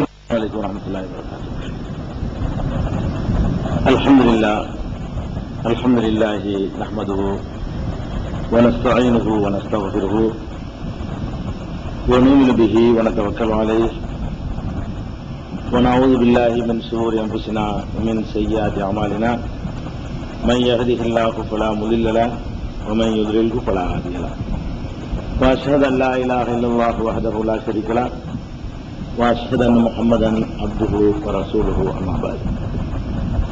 கண்ணியத்திற்குரிய எல்லாம் வல்ல அல்லாஹ் ஜல்ல ஷானஹு தஆலாவின் நல்லடியார்களே, அல்லாஹுடைய பேரருளால் ஞாயிற்றுக்கிழமை தோறும் நபிமார்கள் வரலாறு என்ற இந்த தொடர் நிகழ்ச்சியிலே பல நபிமார்களுடைய வரலாறுகளை நாம் அறிந்து வருகிறோம். சென்ற வாரத்தில் இருந்து ஈசா அலைஹிஸ்ஸலாத்து வஸ்ஸலாம் அவர்களுடைய வரலாற்றை நாம் பார்த்து வருகிறோம். ஈசா அலைஹிஸ்ஸலாத்து வஸ்ஸலாம் அவர்கள் தந்தை இல்லாமல் இறைவனுடைய ஆற்றலினால் வல்லமையினால் நேரடியாக படைக்கப்பட்ட விவரத்தின் ஒரு பகுதியை சென்ற வாரத்திலே நாம் பார்த்தோம். ஜிப்ரீல் என்ற வானவர் அவர்கள் மரியம் அலைஹிஸ்ஸலாம் அவர்களிடத்திலே வந்து, உங்களுக்கு ஒரு ஆண் குழந்தையை பற்றி அல்லாஹ் நற்செய்தி சொல்லுகிறான் என்று சொல்ல, எந்த ஆணும் என்னை தீண்டாத நிலையிலே எப்படி எனக்கு குழந்தை உருவாகும் என்று அவர்கள் கேட்டார்கள். அப்ப அந்த வானவர் சொல்லுகிறார், இந்த குழந்தையை நாம் ஒரு உலகத்திற்கு ஒரு அத்தாட்சியாக ஆக்கவிருக்கிறோம், இது தீர்மானிக்கப்பட்ட ஒரு காரியம் என்று அவர்கள் சொன்ன வரைக்கும் நம்ம சென்ற வாரம் பார்த்தோம். அதுக்கப்புறம் அல்லாஹ்வுடைய வல்லமை பிரகாரம், அல்லாஹ்வுடைய கட்டளை பிரகாரம் அவர்கள் கருவை சுமந்து கொண்டார்கள். அல்லாஹ்வுடைய கட்டளை பிரகாரம் கருவை சுமந்து கொண்ட உடனே அவர்களுக்கு அந்த பிரசவ வேதனை வலி வந்தவுடனே ஒரு பேரீச்சை மரத்தினுடைய அடிபாகத்திலே அவர்கள் போய் ஒதுங்குகிறார்கள். ஒதுங்கும் போது அந்த வேதனை தாழ முடியாமல், யா லைத்தனி மித்து கப்ல ஹாதா வ குன்து நசியம் மன்சியா, நான் இதற்கு முன்னரே மரணித்திருக்க கூடாதா, மறக்கடிக்கப்பட்ட ஒரு வரலாறாக நான் ஆகியிருக்க கூடாதா, இப்படி ஒரு சிக்கல் எனக்கு உண்டாகிவிட்டது. ஏன்னா குழந்தையை பெற்ற உடனே அப்புறம் என்ன ஆகும், சமுதாயத்தில் போக முடியாது. தந்தை இல்லாம குழந்தை பெற்றாங்கன்னு சொன்னா சமுதாயத்தில் பல விமர்சனங்களை சந்திக்க வேண்டியிருக்கும் என்பதற்காக வேண்டி அவங்க ரொம்ப கவலைப்படுறாங்க. அப்ப அல்லாஹ் அவர்களை அழைத்து சொல்லுகிறான், கவலைப்படாத, உனக்கு அல்லாஹ் நல்லதுதான் செய்வான். உனக்கு உணவு தேவைப்பட்டுச்சுன்னா அந்த பேரிச்சை மரத்தினுடைய பிடிச்சி இழு, உடனே ஈரமான பசுமையான கனிகள் உன் மீது சொரியும் என்றெல்லாம் அல்லாஹ் அவர்களோடு சொல்லிவிட்டு, குலி வஸ்ரபி, இந்த பேரிச்சங்கனிகளை உண்டு இங்கே இருக்கக்கூடிய தண்ணீர் ஒன்று ஊருந்து சொல்றான் அல்லாஹ் காலுக்கு அடியில, அந்த தண்ணீரை பருகி மகிழ்ச்சியோடு இரு. ஏதாவது ஒரு மனிதர்களை நீ கண்டால் நான் யாரிடமும் பேசுவதில்லை என்று அல்லாஹ்வுக்காக நேர்ச்சை செய்து விட்டேன். அது ஒரு நோன்பு. அவங்க சொல்றாங்க, இப்ப இம்மா தரையின்ன மினல் பஷரி அகதன், எந்த மனிதரையாவது நீ பிரசவிக்கிறதுக்கு முன்னாடி பார்த்தால், கூலி இன்னி நகர்த்துலி ரஹ்மானி சௌமா, நான் இறைவனுக்காக நோன்பு நோற்பதாக நான் நேர்ச்சி செய்து விட்டேன். பலன் உக்கல்லிமல் யௌம இன்சியா, இன்றைக்கு எந்த மனிதரோடும் நான் பேச மாட்டேன் என்று நீ சொல்லு அல்லாஹ் சொல்லி கொடுக்குறான். அதாவது அவங்க வந்து கருவ சுமந்த உடனே ஒரு பேரிச்ச மரத்தினுடைய அடியில போய் இருக்கிறாங்க, வேதனை தாழ முடியாம அப்பதான் பிரசவிக்க போறாங்க. அப்ப அல்லாஹ் சொல்றான், யாராச்சும் உங்ககிட்ட பேச்சு கொடுத்தாங்கன்னு சொன்னா இப்ப பேசுறாத, குழந்தை பெற்ற பிறகு பேசிக்கிறோம். இப்ப யாராவது பேச வந்தாங்கன்னு சொன்னா நான் நோம்பாளியா இருக்கிறேன், அதனால நான் யார்கிட்டையும் பேச மாட்டேன் என்று சொல்லுன்னு அல்லாஹ் சொல்லி கொடுக்குறான். இதெல்லாம் இந்த 19வது அத்தியாயத்துல 16ல இருந்து 36 வரைக்கும் உள்ள வசனங்களை நம்ம பார்த்துக்கிட்டு வர்றோம். இந்த இடத்துல நம்ம ஒரு சட்டத்தையும் தெரிஞ்சுக்கணும். அப்ப நோன்பு வைத்துக் கொண்ட காரணத்தினால மனிதர்கிட்ட பேச மாட்டேன்னு அவங்களை சொல்ல சொல்றான் அல்லாஹ். அப்ப நம்ம இப்போ மௌன விரதம் இருக்கலாமா? அதாவது மனிதர்கள்ட்ட பேசாம இருப்பதை ஒரு நோன்பு என்று அவங்க அவங்களுக்கு அல்லாஹ் உத்தரவு போடுறான். யாராவது உங்ககிட்ட பேச்சு கொடுத்தாங்கன்னு சொன்னா நான் நோன்பு, அதனால பேச முடியாது என்று சொல்லு அல்லாஹ் சொல்றான். அப்ப இது நமக்கு முந்தின சமுதாயத்திற்கு அப்படி ஒரு நோன்பு இருந்தது, நமக்கு கிடையாது. நபிகள் நாயகம் ஸல்லல்லாஹு அலைஹி வஸல்லத்திற்கு முந்தின அந்த யூத கிறிஸ்தவ இஸ்ரவேல் சமுதாயங்கள்ல நோன்பு வைப்பதாக இருந்தால் பேசாத நோன்பு, மௌன விரதம் வாங்கல்ல, அந்த மௌனமாக இருக்கக்கூடிய ஒரு விரதம் முந்தைய சமுதாயத்திற்கு அனுமதிக்கப்பட்டிருந்துச்சு. மரியம் அலைஹிஸ்ஸலாத்தை அல்லாஹ் நோன்பு வைக்க சொன்னான்னு நினைச்சுக்கிட்டு நாம என்ன செய்யக்கூடாது, இன்னைக்கு யார்ட்டையும் பேசக்கூடாது அப்படின்னு ஒரு நாளைக்கு 2 நாளைக்கு நோன்புலாம் இருக்கக்கூடாது. பேசாம இருக்கிறதுக்கு நமக்கு தடை இருக்கிறது. எப்படி தடை இருக்கிறது என்று கேட்டால், நபிகள் நாயகம் ஸல்லல்லாஹு அலைஹி வஸல்லம் அவர்கள் ஒரு நாள் உரை நிகழ்த்தி கொண்டிருக்கிறார்கள், சொற்பொழிவு. அப்ப உரை நிகழ்த்தி கொண்டிருக்கும் பொழுது பள்ளிக்கு வெளியே வெயில்ல, பகல்ல நடக்குது இந்த சம்பவம். பள்ளிக்கு வெளியில வெயில்ல ஒரு ஆள் நின்றுட்டு இருக்கிறார். அப்ப நபிகள் நாயகம் ஸல்லல்லாஹு அலைஹி வஸல்லம் கேட்கிறாங்க, அவர் ஏன் நிக்கிறார் என்றால் வெளியே எல்லாரும் உள்ள உட்கார்ந்து இருக்கிற மாதிரி அவர் உட்கார வேண்டியதானே என்று நபிகள் நாயகம் ஸல்லல்லாஹு அலைஹி வஸல்லம் அவர்கள் கேட்கிறார்கள். அப்ப மக்கள் சொல்றாங்க, அபு இஸ்ராயில் அவர் பேர் அவருக்கு அபு இஸ்ராயில் நதர அன் யகூம வலா யகூத, அவர் எப்பவும் நின்றுட்டே இருக்கிறன்னு நேர்ச்சப்பட்டார், உட்கார்றதே இல்லைன்னு நேர்ச்சை பண்ணிட்டாராம். அதாவது உட்காராம இருக்கிறது அப்படி ஒரு நேர்ச்சை அவர். வலா எஸ்தல் இல்ல, நிழல் படுவதில்லை, மேல நிழல் பட வெயில் படுற மாதிரி தான் நடந்து கொள்றது. வலா எத்தக்கல்லம, பேசுறதே இல்ல. ஓ யசூம, நோன்பு வைக்க 4 விஷயம் அவர் செய்யறாரு. ஒன்னு நிக்குவேன், உட்கார மாட்டேன், நிழல் பட விட மாட்டேன், நோன்பு வைக்குவேன், பேச மாட்டேன், இவ்வளவும் அவர் நேர்ச்சி பண்ணியிருக்கிறாராம். இத நபிகள் நாயகம் ஸல்லல்லாஹு அலைஹி வஸல்லம் அவர்கள்ட்ட மக்கள் விளக்குறாங்க. இந்த இதுக்கு தான் அவர் நிக்கிறாரு, நிக்கிறதுன்னு ஒரு நேர்ச்சி அவருக்கு, யார்ட்டையும் பேசுறது இல்லைன்னு ஒரு நேர்ச்சை, உழுவுற வெயில்லாம் தலையில உழுவணும்னு ஒரு நேர்ச்சை, நோன்பு வைக்கிறதுன்னு ஒரு நேர்ச்சை. இப்படி 4 விஷயங்களை அவர் நேர்ச்சை செய்து கொண்டார். அப்ப நபிகள் நாயகம் ஸல்லல்லாஹு அலைஹி வஸல்லம் சொன்னாங்க, முர்ஹு பல்யத கல்லம், முதல்ல அவர் பேச சொல்லி அவருக்கு உத்தரவு போடுங்க. அது பேச மாட்டேங்கிறது, பேச மாட்டேங்கிறது ஒரு வணக்கமா? பேசணும், நல்ல காரியங்களை பேசி நன்மைகள் என்ன செய்யணும், அதிகமாக கொள்ளையடிக்கணும். அப்ப முர்ஹு பல்யத கல்லம், அவர் பேச வேண்டும், பேசட்டும். ஒல் எஸ்தல் இல்ல, நிழலில் அமரட்டும். ஒல் யகூத, நிக்கிறேன்னு சொல்றாரு பாருங்க, உட்காரட்டும். அப்படி நிக்கிறதுங்கிற ஒரு வணக்க மார்க்கத்தில் கிடையாது. ஒல் யுத்திம சௌமஹு, நோம்ப மட்டும் ஒரு முழுமையாக்கட்டும். 4 விஷயம் செஞ்சார்ல, அந்த 4ல 3 தப்பு, ஒரு விஷயம் ஓகே. நேர்ச்சை பண்ணது நோம்பு வைக்கிறதாக நேர்ச்சை பண்ணாரு பாருங்க, அது கரெக்ட். அதை மட்டும் அவர் வைக்கலாமே தவிர, நான் வெயில்லையே அலைய வேண்டும் ஒருத்தர் நேர்ச்சை பண்ணாருன்னு சொன்னா வெயில்லையும் அலையக்கூடாது. நான் நின்றுகிட்டே இருப்பேன் எப்ப பார்த்தாலும் அப்படின்னு நேர்ச்சை பண்ணார், ஒரு 2 நாளைக்கு நான் நிற்பேன், அல்ல ஒரு 8 மணி நேரம் நான் நிக்க போறேன் அல்லாஹ்வுக்காக வேண்டி அப்படின்னு சொன்னார். இது திருக்குத்தனம், இது செய்ய வேண்டியது இல்லை, செய்யக்கூடாது. இந்த மாதிரி நம்ம யார் நேர்ச்சை தப்பா பண்ணிட்டோம்னு சொன்னா இதுகளை எல்லாம் செய்யக்கூடாது. அதே மாதிரி பேசுறதே இல்ல, நம்ம அல்லாஹ் மேல் ஆணையா நான் இனிமேல் யாருக்கும் பேச மாட்டேன், அல்லது நான் பேசக்கூடாது என்று சத்தியம் செய்து விட்டேன், நேர்ச்சை செய்து விட்டேன் ஒருத்தர் சொன்னாரு, அதெல்லாம் செல்லாது. பேசலாம், பேசக்கூடாது நேர்ச்சை பண்றது தப்பு, அது ஒரு வணக்கம் கிடையாது. ஆனா நோன்பு வைப்பதாக நேர்ச்சை பண்ணுனா அதை மட்டும் நிறைவேற்ற சொல்றாங்க. அப்ப 4 விஷயங்களுக்கு அவர் நேர்ச்சை பண்றாரு, 3 விஷயத்தை ரசூல் ஸல்லல்லாஹு அலைஹி வஸல்லம் தடுத்துறாங்க, ஒன்னே ஒன்ன மட்டும் செய்ய சொல்றாங்க என்ற செய்திய புகாரியில 6704வது ஹதீஸ்ல நீங்க பார்க்கலாம். அதாவது 7வது வால்யூம்ல பாத்தீங்கன்னா இந்த ஹதீஸ் இடம்பெற்றிருக்கு 6704, 6704. அப்ப இந்த ஹதீஸ்ல என்ன நமக்கு விளங்குதுன்னு கேட்டா, மரியம் அலைஹிஸ்ஸலாம் பேசாத நோன்பு வச்சிருக்காங்கன்னு குர்ஆன் சொல்லுது. ஆனா நபி ஸல்லல்லாஹு அலைஹி வஸல்லம் நமக்கு அதை தடுத்தார்கள் என்று ஹதீஸ்ல இருக்கிறது. இது ரெண்டையும் நம்ம முரண் என்று எடுத்துக்கொள்ள கூடாது. சட்டங்களை பொறுத்த வரைக்கும் முந்தின சமுதாயத்திற்கும் நமக்கு உள்ள சட்டங்கள்ல சில வேறுபாடுகள் எல்லாம் இருக்குது. அவங்களுக்கு சட்டம் பூரா நமக்கு இருக்க கொள்கை மட்டும்தான் ஒரே மாதிரியா இருக்கும். அல்லாஹ் ஒருத்தன், சொர்க்கம், நரகம், மறுமை, கேள்வி கணக்கு, இதுக்கெல்லாம் கியாமத் வரைக்கும் மாறாது. திங்கிற விஷயங்கள், வணக்கத்தினுடைய முறைகள் எல்லாம் ஒவ்வொரு காலத்துக்கு தகுந்த மாதிரி மாறும். அப்ப ஈசா நபி கூட போய் அந்த மக்களுக்கு சொல்லும் போது ஒலி உஹில்லலக்கும் பஅல்லதி ஹுர்ரிம அலைக்கும், உங்களுக்கு ஹராமாக்கப்பட்ட சிலவற்றை நான் ஹலாலாக்க வந்திருக்கிறேன் என்று சொன்னதாக குர்ஆன் சொல்லுது. ஈசா நபி அந்த உம்மத்துல போய் சொல்றாங்க, ஏற்கனவே உங்களுக்கு ஹராமா இருந்துச்சுல, அதுல சில விஷயங்களை நான் ஹலால் என்று சொல்ல வந்திருக்கிறேன். இப்ப குர்ஆன்ல இதுக்கு அனுமதி இருக்கு. எது அனுமதி இருக்கு? முந்தைய சமுதாயத்திற்கு உரிய சட்டங்கள் அடுத்த சமுதாயத்துக்கு மாற்றப்படும். அந்த அடிப்படையில் மரியம் அலைஹிஸ்ஸலாம் அவர்கள் நோன்பு பேசாத நோன்பு வச்சது அந்த சமுதாயத்துக்கு அனுமதிக்கப்பட்டுச்சு. இந்த வசனத்தை ஆதாரமா வைத்துக் கொண்டு நம்ம என்ன செய்யக்கூடாது, பேச மாட்டேன் நோன்பு வைக்க கூடாது. இது இடையில தெரிஞ்சு கொள்ள வேண்டிய விஷயம்.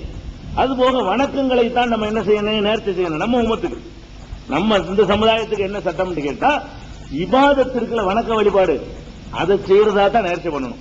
நான் தஸ்பீஹ் செய்யறேன், 10 ரக்காத் தொழுவுறேன், 5 நோன்பு வைக்கிறேன், அல்ல சதகா தர்மங்கள் செய்யறேன், இதெல்லாம் இபாதத்துகள். இபாதத்து செய்யறதான் நேர்ச்சி செய்யணுமே தவிர இந்த வாட்சப்பட்டு நான் உடைக்கிறேன் நேர்ச்சி செய்யக்கூடாது. இது வணக்கமா? இது வணக்கம் கிடையாது. அந்த பேப்பர் நான் கிழிப்பேன், இதெல்லாம் என்ன இல்ல, இதெல்லாம் நேர்ச்சி கிடையாது, வணக்கம் கிடையாது.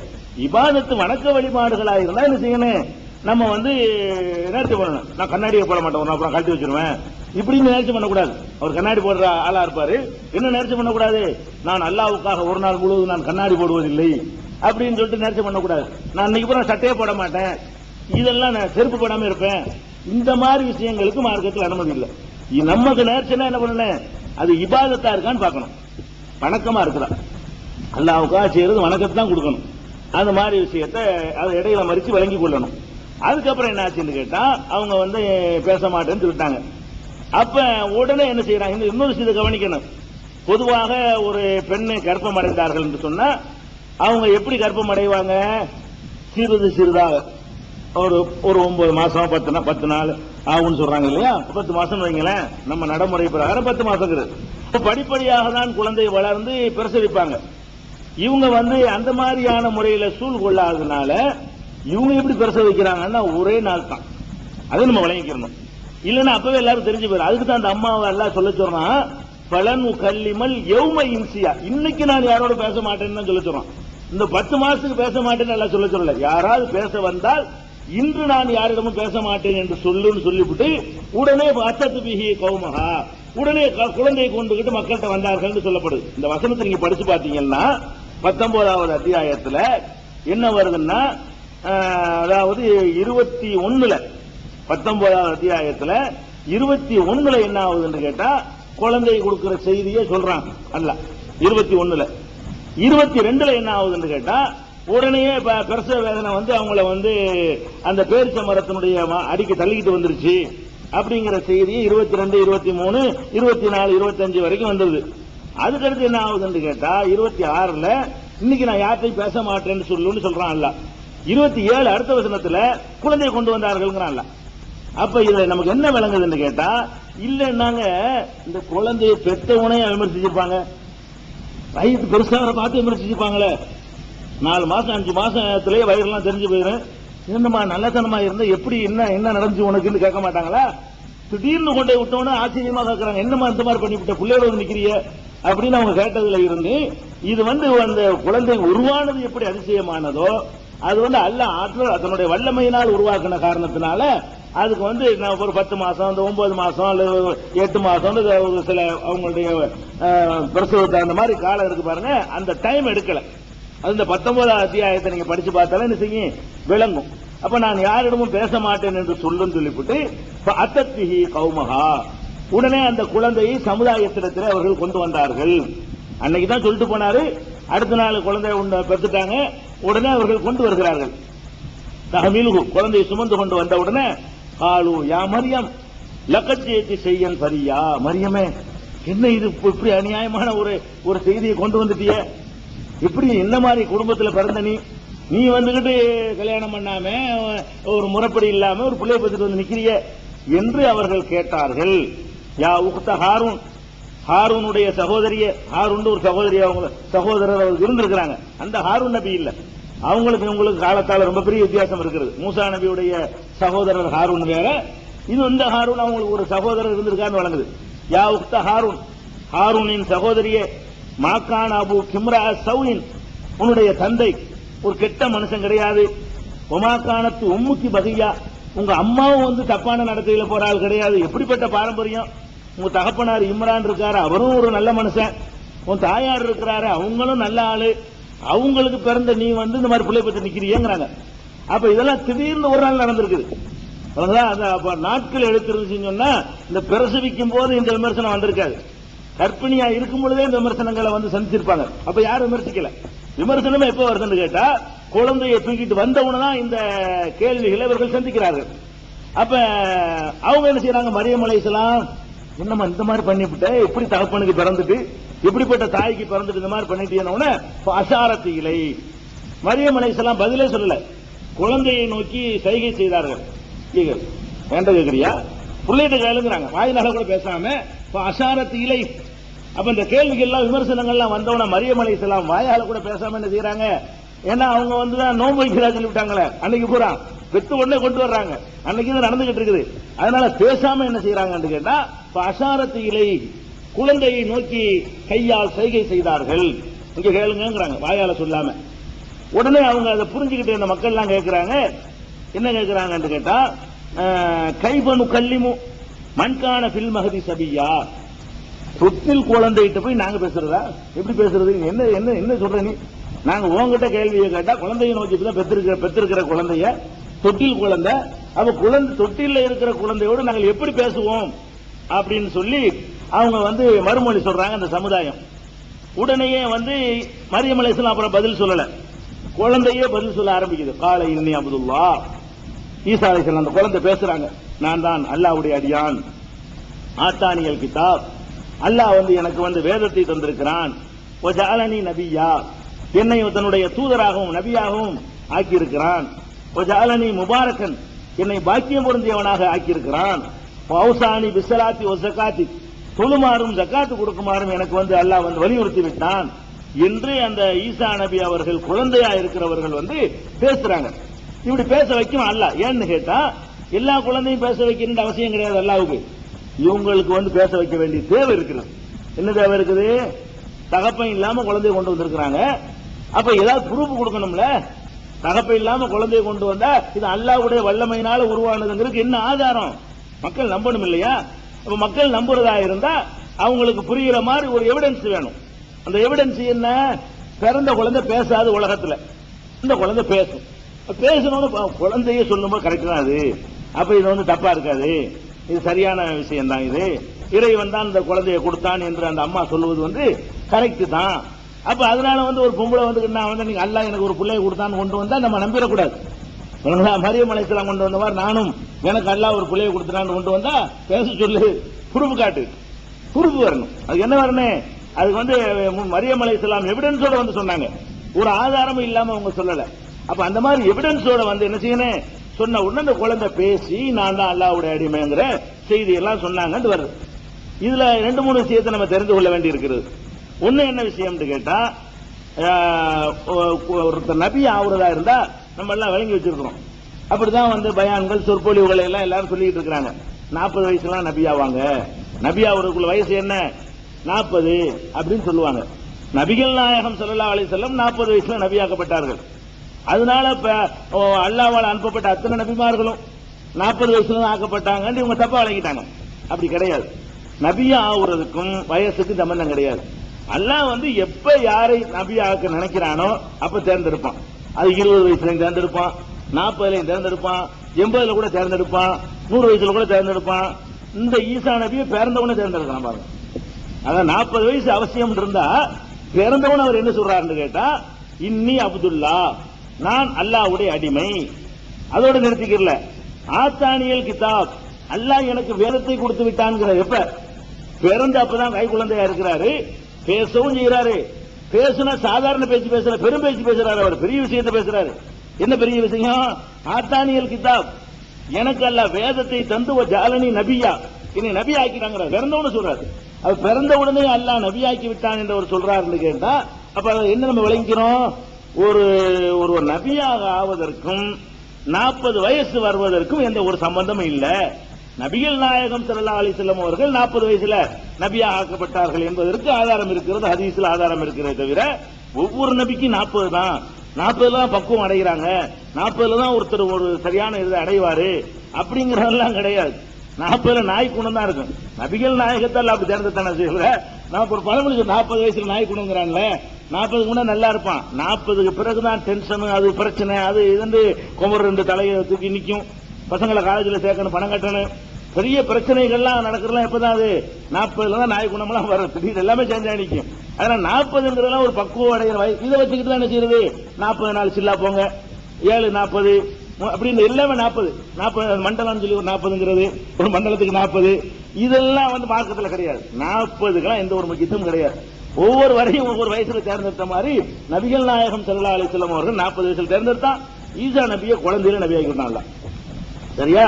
அடுத்து என்னன்னு கேட்டா, இது ஈசா அலைஹிஸ்ஸலாம் அவர்கள் இந்த மாதிரி பேசினார்கள் என்ற விவகாரம் 19வது அத்தியாயத்துல 30ல இருந்து ஆரம்பித்து 33 வரைக்கும் இருக்குது.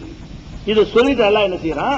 ஸாலிக ஈஸா இப்னு மரியம், இதான்ப்பா மரியமுடைய மகன் ஈசா, இவர்தான் மரியமுடைய மகன். இவ்வளவுதான். எதுக்கு இது அல்லாஹ் சொல்றான்னு கேட்டா, நபிகள் நாயகம் ஸல்லல்லாஹு அலைஹி வஸல்லம் அவர்கள் மதீனாவுல இருக்கக்கூடிய நேரத்தில் 2 சமுதாயத்தை சந்திக்கிறாங்க. ஒரு சமுதாயம் யூத சமுதாயம், இன்னொரு சமுதாயம் கிறிஸ்தவ சமுதாயம். கிறிஸ்தவ சமுதாயம் என்ன பண்ணிட்டு இருக்காங்க? ஈசா நபியை அல்லாஹ்வுடைய மகன் அப்படின்னு சொல்லிட்டு இருக்காங்க. அதுக்கு தான் அல்லாஹ் கவுண்டர் கொடுக்கிறான். ஸாலிக ஈஸா இப்னு மரியம், மரியமுடைய மகன் ஈசாங்கிறவர் இவர்தான். இதான் விஷயம். இவ்வளவுதான் நடந்தது. என்னுடைய ஆட்களினால் நான் உருவாக்கி இருக்கிறேன், எனக்கு மகன்லாம் கிடையாது. அப்ப கவுலுல் ஹக்கில்லதி ஃபீஹி யம்தரூன், இது உண்மையான இந்த செய்தியில் தான் அவர்கள் சந்தேகப்படுகிறார்கள். மா கான லில்லாஹி அன் யத்தகித மின் வலதின், அல்லாஹ்வுக்கு எந்த குழந்தையும் வைத்துக் கொள்ள வேண்டிய தேவை கிடையாது. இப்படித்தான் நான் அவரை உண்டாக்கி இருக்கிறேன். நான் ஆகுன்னு அவர் ஆயிட்டாரு, அவ்வளவுதானே தவிர எனக்கு பிறந்தார் அவரு, எனக்கு ஒரு பிள்ளை அவரு, எனக்கு புள்ள தேவை கிடையாது. மா கான லில்லாஹி அன் யத்தகித மின் வலதின், அல்லாஹ்வாகிய எனக்கு எந்த ஒரு குழந்தையும் வைத்துக் கொள்ள வேண்டிய தேவை கிடையாது. சுப்ஹானஹு, அல்லாஹ்வாகிய நான் ரொம்ப தூய்மையானவன். இதா கவா அம்ரன், அவன் ஒரு காரியத்தை முடிவெடுத்து விட்டால் இன்னமா யகூலு குன், ஆகு என்று அதற்கு சொல்லுவான், ஃபயகூன், உடனே ஆகிவிடும். அவ்வளவுதான். என்னுடைய வேலை என்னன்னு கேட்டா ஆகும், உடனே ஆகிவிடும் அப்படின்னு சொல்லிட்டு அந்த ஈசா நபியை பற்றியான ஒரு விமர்சனத்தையும் அல்லாஹ் இந்த இடத்துல சேர்த்து சொல்றான். அப்ப ஈசா நபி உருவாக்கப்பட்டது எப்படின்னு கேட்டா, ஆகுன்னு அல்லாஹ் ஒரு ஆர்டர் பண்றான், ஆகுன்றவன ஆயிட்டாரு. அல்லாஹ்வுடைய நம்மெல்லாம் எப்படி ஆகுறோம்?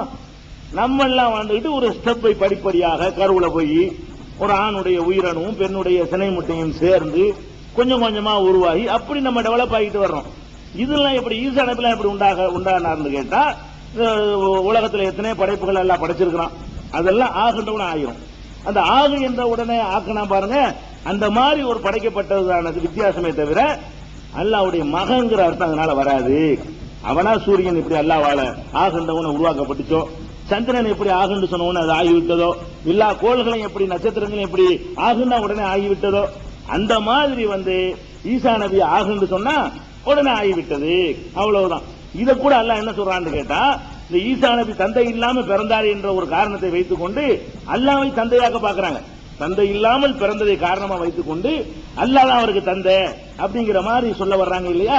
அதுக்கு கூட அல்லாஹ் வேற இடங்கள்ல பதில் சொல்லிக்கிட்டு இருக்கிறான். என்ன சொல்றான்? இன்ன மஸல ஈசா இந்தல்லாஹி கமஸலி ஆதம், ஈசாவுக்கு உதாரணம் ஆதமை போலதான். கலகஹு மின் துராப், மண்ணால் படைத்து வைத்துக் கொண்டு குன் ஃபகால குன், குன் என்று சொன்னான், ஆகுன்னா குன் ஆகிவிட்டார் அவரு. அப்ப ஆதமை எப்படி ஆகுன்றவன் ஆகிவிட்டாரோ, ஆதம் 10 மாசம் டைம் எடுக்கணும் இல்ல, நம்ம எப்படி 10 மாசம் டைம் எடுத்து உருவாக்குறோமோ அந்த மாதிரி ஆதம் அலைஹிஸ்ஸலாம் 10 மாசமா எடுத்துக்கிட்டாங்க. மண்ணால் அப்படி உருட்டி வச்சுக்கிட்டு அல்லாஹ் ஆகுன்னா இருந்துட்டார், அவ்வளவுதான். அதே மாதிரி தான் ஆகுன்னா, அதனால உடனே ஒரு நாள்ல நடந்துச்சு கதை. 10 மாசம் இவருக்கு எடுக்காத காரணமே என்னன்னு கேட்டா, ஆதம் அலைஹிஸ்ஸலாம் இப்படி ஆகுன்னு சொன்ன உடனே ஆகிருமா இல்லையா? அந்த மாதிரி தான் ஈசா நபி உருவாக்கப்பட்டாரு. அப்ப அல்லாஹ்வுடைய மகன் சொன்னது அவரையும் சொல்லுங்கிறான்ல. அப்ப ஈசா தான் அல்லாஹ்வுடைய மகன்னா, ஆதம் அல்லாஹ்வுடைய மகன் சொல்லப்ப, ஆதம் அல்லாஹ்வுடைய மகன்னா நான் அல்லாஹ்வுடைய பேரன். ஆதம் முதல் மனிதர் அல்லாஹ்வுடைய மகன் ஆயிட்டாருன்னா நம்ம எல்லாம் யாரு? அல்லாஹ்வுக்கு பேரன் ஆயிருவோம்ல. ஏன் அந்த மாதிரி பண்றீங்க கேட்கலாம். முதல் மனிதரே அல்லாஹ் என்னுடைய கட்டளை பிரகாரம் எப்படி உண்டானாரோ அது மாதிரி அவரை மண்ணால உருவாக்கி வச்சுக்கிட்டு ஒரு கட்டளையை போட்டேன். இவரை மண்ணால உருவாக்காம வேற மாதிரியான ஒரு கட்டளை போட்டிருக்கிறாங்க. அதான் வித்தியாசம் என்பதையும் அல்லாஹ் சொல்லி காட்டுறான். இதையும் நம்ம தெரிஞ்சுக்கணும். வேற எந்தவனும் அவர் பேசி இருக்கிறார் என்பது அது அடுத்ததாக தெரிந்து கொள்ள வேண்டிய ஒரு விஷயம். இதே விஷயத்தை இந்த குழந்தைகள் அவர் பேசினார் என்ற செய்தியை 3வது அத்தியாயத்தில் 47வது 46வது வசனத்திலும் அல்லாஹ் சொல்லி காட்டுறான். ஒரு கல்லி முன்னாச பில் மகதி கஹலா, குழந்தையாக இருக்கும் பொழுதும் அவர் பேசுவார், இளைஞராகவும் இருக்கும் பேசுவார் என்று இந்த பேசுவாருங்கிறது இன்னொன்னு கவனிக்கணும். மரியம் அலைஹிஸ்ஸலாம் குழந்தையை தூக்கிட்டு வர்றாங்க. இந்த குழந்தை பேசும் உங்களுக்கு எப்படி தெரியும் முதல்ல அப்படின்னு கேட்டா அதுக்கு அல்லாஹ் பதில் சொல்றான். 3:45 இது காலத்தில் மலாயிகத்து, வானவர்கள் சொன்னார்கள், யா மரியம், மரியமே, இன்னல்லாஹ யுபஷ்ஷிருகி பி கலிமத்தின் மின்ஹு, தன்னுடைய கட்டளை, கலிமான கட்டளை, தன்னுடைய கட்டளையாக உருவான ஈசாவை பற்றி உனக்கு நற்செய்தி சொல்கிறான். இஸ்முஹுல் மசீஹு ஈசா, அவருடைய பெயர் மசீஹ் என்ற ஈசா இப்னு மரியம், மரியமுடைய மகன் என்று அவர் சொல்லப்படுவார். வஜீஹன் ஃபி துன்யா வல் ஆகிரா, துன்யாவிலே ஆகிரத்திலே உலகத்திலேயும் மறுமையிலேயும் தேர்வு செய்யப்பட்டவராகவும், வமினல் முகர்ரபீன், அல்லாஹ்வுக்கு நெருக்கமானவராகவும் இருப்பார். ஒயு கல்லிமுன் நாஸ ஃபில் மஹதி வ கஹலா, தொட்டிலும் மக்களோடு பேசுவார், இளமையாக இருக்கும் போதும் பேசுவார் அப்படின்னு சொல்லி கொடுத்துட்டான் ஆல்ரெடி. மரியம் அலைஹிஸ்ஸலாத்துக்கு குழந்தை இருக்கிற செய்தியை சொல்லும் பொழுது எதையும் சொல்லிவிடுறான். உனக்கு ஒரு புள்ள பிறக்க போகுது, அந்த புள்ள என்ன செய்யும், குழந்தையிலையும் பேசும், பெரியாளா போய் பேசும். குழந்தைகளை பேசணும்னு பெரியாளா போய் பேசாம போயிடக்கூடாது, பயந்துடக்கூடாதுல, அதுக்காக வழக்கமா எல்லாரும் பேசுற மாதிரி அது பேசும். குழந்தையா இருக்கும் போதும் பேசும் என்று சொன்ன காரணத்தினாலதான் அவங்க மக்கள்கிட்ட போய் என்ன செஞ்சாங்க, கேள்வி கேட்டவன இப்படின்ட்டாங்க.